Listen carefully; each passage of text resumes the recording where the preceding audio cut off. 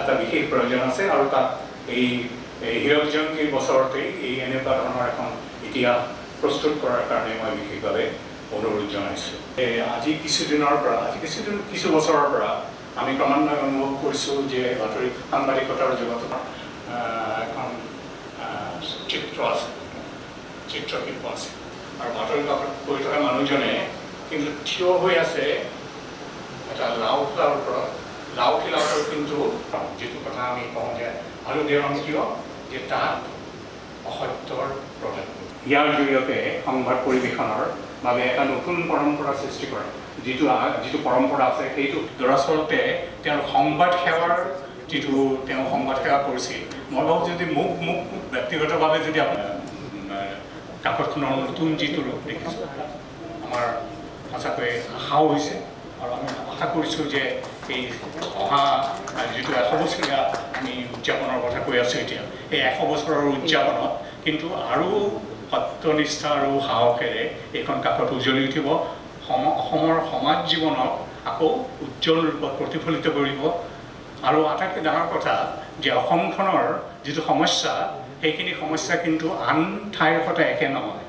অসমৰ সমস্যা আনতকৈ অসমৰ দুটা কথাৰ কাৰণে মই আছে কৃতজ্ঞতা জ্ঞাপন আৰু এই কৃতজ্ঞতা জ্ঞাপন অনুষ্ঠানটি আগবঢ়াই নিবলৈ হীৰক জয়ন্তী উদযাপন সমিতিৰ সম্পাদক জ্যেষ্ঠ আজিও তেওঁলোকৰ ভূমিকা আছে। আজি তেওঁলোকে ইয়াত আমাৰ লগত থাকি আমাক সহযোগ কৰি শ্ৰদ্ধা তৰ্পণ কৰিছে। তেওঁলোকক আমি আছাম ট্ৰিবিউন এমপ্লয়িজ ইউনিয়নক আমি কৃতজ্ঞতা জনাইছোঁ, ধন্যবাদ জ্ঞাপন কৰিছোঁ আৰু তেওঁলোকৰ শলাগ লৈছোঁ। অসম হ'ল অসমৰ জাতীয় জীৱনৰ কণ্ঠ আৰু অসমৰ জাতীয় জীৱনে যেতিয়া সংকটৰ সন্মুখীন হৈছে প্ৰতিটো মুহূৰ্তত দৈনিক অসম আৰু দৈনিক অসম গোষ্ঠীয়ে জাতীয় জীৱনক বাট দেখুৱাইছে আৰু নেতৃত্ব দিছে।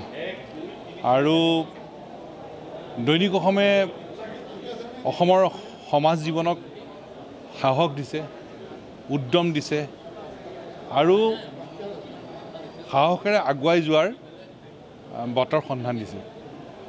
আৰু আমি আশা কৰিম যে দৈনিক অসম গোষ্ঠীয়ে বিগত সময়ছোৱাত জাতীয় জীৱনৰ সংকটৰ সময়ত যি ধৰণে বাটৰ সন্ধান দিছিল, নেতৃত্ব দিছিল, আগন্তুক দিনতো অসমৰ জাতীয় জীৱনৰ সন্মুখৰ পৰা দৈনিক অসমে নেতৃত্ব দিব, বাটৰ সন্ধান দিব। দৈনিক অসম সদায় জাতীয় জীৱনৰ কণ্ঠ হৈ থাকক, তাকে আমি মনে প্ৰাণে কামনা কৰিছোঁ। আজিও তেওঁলোকৰ ভূমিকা আছে। আজি তেওঁলোকে ইয়াত আমাৰ লগত থাকি আমাক সহযোগ কৰি শ্ৰদ্ধা তৰ্পণ কৰিছে। তেওঁলোকক আমি আছাম ট্ৰিবিউন এমপ্লয়িজ ইউনিয়নক আমি কৃতজ্ঞতা জনাইছোঁ, ধন্যবাদ জ্ঞাপন কৰিছোঁ আৰু তেওঁলোকৰ শলাগ লৈছোঁ।